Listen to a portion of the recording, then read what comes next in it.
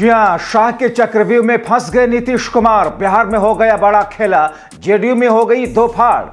पटना देर रात पहुंचे नीतीश कुमार की कोर कमेटी की हुई बैठक।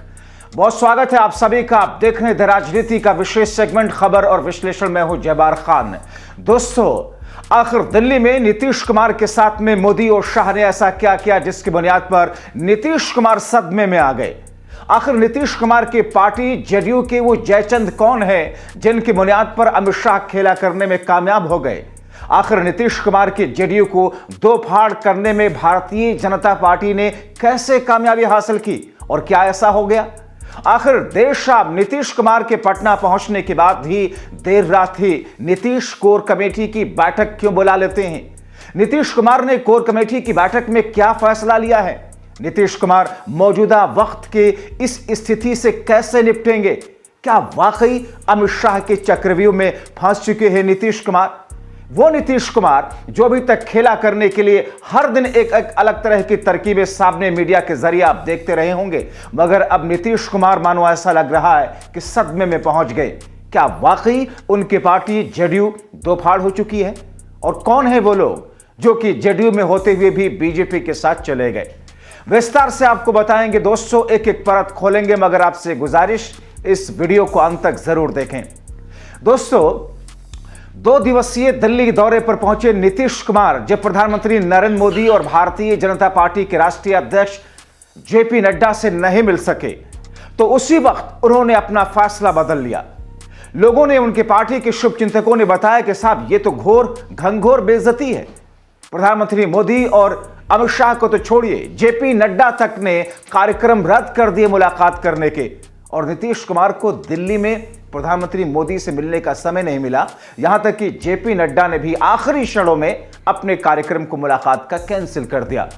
नीतीश कुमार को आज यानी कि 31 दिसंबर को पटना जाना था, मगर उन्होंने 30 दिसंबर शाम में ही फ्लाइट ली और पटना पहुंच गए।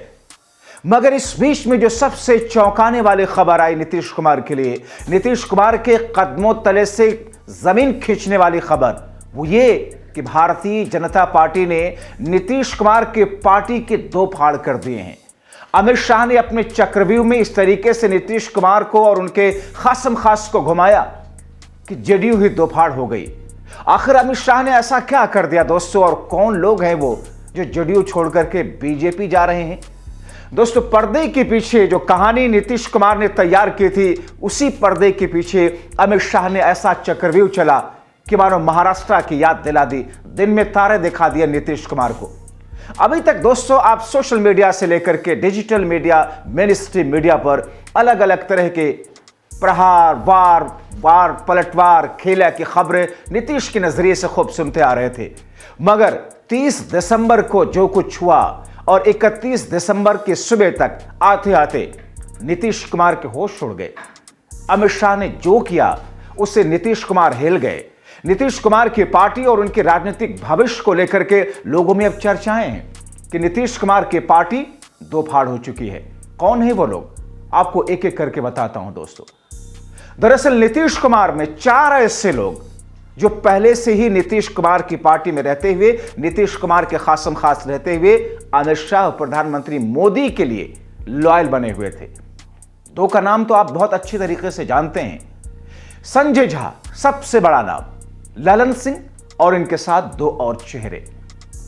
अब सवाल यह है कि महाराष्ट्र में अमित शाह ने उद्धव ठाकरे की शिवसेना और शरद पवार के एनसीपी के साथ में जो 2.5 साल पहले किया था, क्या वही नीतीश कुमार की पार्टी के साथ कर दिया है।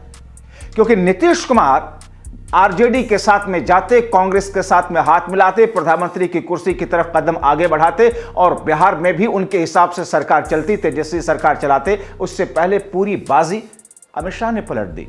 फिलहाल आज 31 दिसंबर दोपहर 2 बजे तक की यह स्थिति है। दोस्तों, अब इस पलटी हुई बाजी को नीतीश कुमार आगे कैसे मैनेज करेंगे, डैमेज कंट्रोल कैसे करेंगे, अगला कदम नीतीश कुमार का क्या होगा, रणनीतिक स्तर पर वो किस तरीके से अपने सहयोगियों के साथ बातचीत करेंगे, उनको तेजस्वी का सहयोग कैसे मिलेगा, कांग्रेस का सहयोग कैसे मिलेगा, अखिलेश और केजरीवाल का सहयोग कैसे मिलेगा, यह सब अभी भविष्य के गर्भ में है। और 31 दिसंबर के देर शाम दोस्तों मानो कुछ ऐसा एक फैसला लेकर के आगे बढ़ेंगे जिसके बाद में अपने सहयोगियों के साथ में उनकी बातचीत शुरू होगी दोस्तों, क्योंकि नए साल में नीतीश कुमार भी कुछ नया करने की सोचेंगे। अब ये अलग बात है कि उनकी वो सोच, उनका वह कदम कितना कारगर साबित होगा, वो देखना बहुत महत्वपूर्ण होगा। मगर खेला तो नीतीश कुमार के साथ में हो गया है दोस्तों। बीते 2-3 हफ्तों से जो कुछ चल रहा था बिहार में, एक तरीके से पहले से ही बीपीएससी अभ्यर्थियों के जरिए जो विरोध प्रदर्शन चल रहा था, नीतीश उससे बैकफुट पर थे, क्योंकि तेजस्वी से लेकर के कई सारे बीजेपी जिस अंदाज में हमलावर थी, जिस अंदाज में इन बीपीएससी छात्रों को ही गलत बता रही थी, तेजस्वी जैसे बीपीएससी छात्रों के साथ खड़े होकर के नीतीश को चैलेंज करते हुए दिख रहे थे। मगर अब नीतीश कुमार की पार्टी क्या वाकई दोफाड़ हो चुकी है दोस्तों? कहा ऐसा जा रहा है कि नीतीश कुमार के 12 सांसदों में से 8 सांसद भारतीय जनता पार्टी ने तोड़ लिए दोस्तों। यानी कि नीतीश के पास महज 4 सांसद बचे हुए हैं। एक ऐसी स्थिति जिसने नीतीश के कदमों तले से जमीन खींच दी है। अब इस स्थिति से पार कैसे पाएंगे नीतीश कुमार? एक तरफ नीतीश कुमार आगे आने वाली स्थिति को लेकर के, यानी कि महाराष्ट्र मॉडल से घबराए हुए बिहार विधानसभा चुनाव को लेकर के एनडीए के साथ रहने या ना रहने पर फैसला ले रहे थे, अपने कील कांटे दुरुस्त कर रहे थे। मगर इस बीच में तो अमित शाह ने एक झटके में नीतीश कुमार के 12 वो सांसद, जो कि मोदी की, केंद्र की मोदी सरकार की बैसाखी के तौर पर है, उन 12 में से 8 को अपने पाले में कर लिया।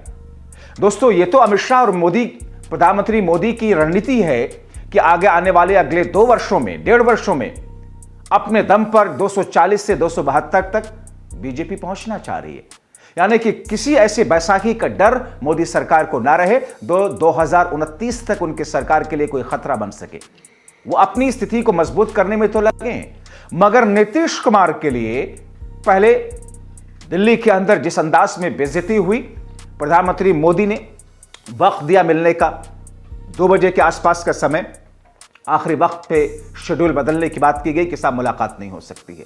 4 बजे के आसपास का समय, जेपी नड्डा बीजेपी के राष्ट्रीय अध्यक्ष से मुलाकात, आखिरी वक्त में शेड्यूल बदल दिया गया कि मुलाकात नहीं हो सकती है। और नीतीश कुमार, जिनको 31 दिसंबर के सुबह को 10 बजे उनकी फ्लाइट पटना जाती, मगर उससे पहले 30 दिसंबर को 4 साढ़े 4 बजे के आसपास दिल्ली से वो पटना के लिए रवाना हो गए।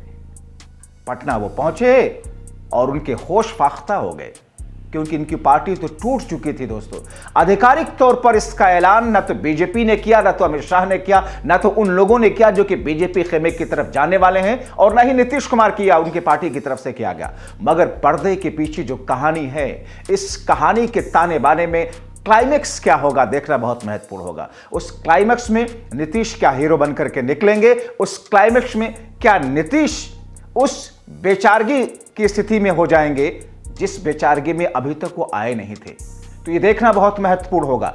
अब नीतीश कुमार की पार्टी के 8 सांसद अगर 12 में से टूट रहे हैं, तो बहुत स्वाभाविक है कि नीतीश कुमार के 43 विधानसभा के जो विधायक हैं, उन 43 में से भी 15 विधायक तो इधर से उधर जाने में कोई बड़ी बात नहीं।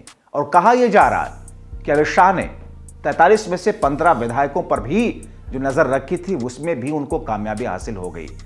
अब ऐसी स्थिति में नीतीश इन्हीं सारी चीजों को लेकर के, उधेड़-बुन को लेकर के देर शाम जब वो पटना पहुंचे, फिर उन्होंने देर रात एक कोर कमेटी की बैठक बुलाई। उस कोर कमेटी की बैठक में फिलहाल कोई फैसला नहीं लिया गया है।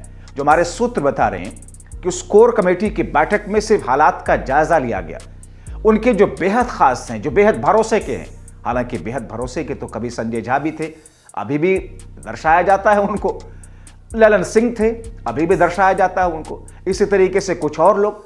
मगर अब नीतीश कुमार को लगता है कि उनको, उनका साथ कभी नहीं छोड़ने वाले जो लोग हैं, उन लोगों के साथ में कोर कमेटी की बैठक में सबसे उनका फीडबैक लिया गया, स्थितियां मांगी गई कि आखिर क्या क्या हुआ, क्या है पर्दे के पीछे की संभावनाएं क्या क्या बन रही थी, और उन संभावनाओं में पार्टी के जयचंद कौन लोग हैं, कौन कौन से वो लोग हैं जो गए, और गए तो क्यों गए, उनको किस किस्म का लालच बीजेपी की तरफ से दिया गया, किस किस्म का डर दिखाया गया, या फिर बिहार विधानसभा चुनाव या बिहार विधानसभा चुनाव के बाद में सरकार को लेकर के किस तौर पर आने वाली स्थिति में क्या कुछ उन्हें देने की बात कही गई है, और उनकी नाराजगी नीतीश कुमार से क्या थी, अगर थी तो क्या थी, जेडीयू से क्या वाकई वो नाता तोड़ लेंगे या अभी भी कोई संभावनाएं हैं उस डैमेज को कंट्रोल करने के लिए। इन सारी स्थितियों पर दोस्तों बातचीत हुई है।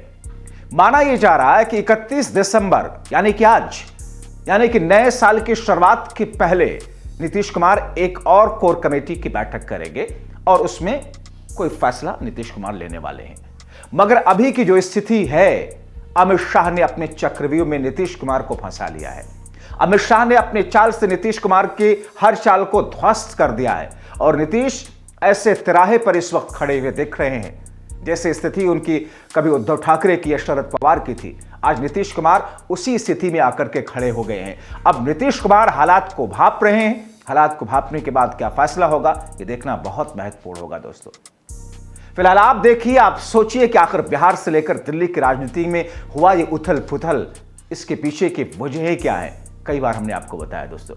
अभी के लिए इस वीडियो में इतना ही। आपको ये वीडियो कैसा लगा, अपनी राय कमेंट बॉक्स में जरूर लिखें। आप लाखों दर्शक जो मुझे देखते हैं, सराहते हैं, आपसे बहुत विनम्र अपील, हमारे व्हाट्सएप चैनल को भी ज्वाइन करें, हमें यहां पर भी ज्वाइन करें, मेंबर बने, क्योंकि आपके इस कार्य से हमें बेबाक, निडर और साहस पत्रकारिता करने में और हौसला मिलता है। आप सबका बहुत शुक्रिया।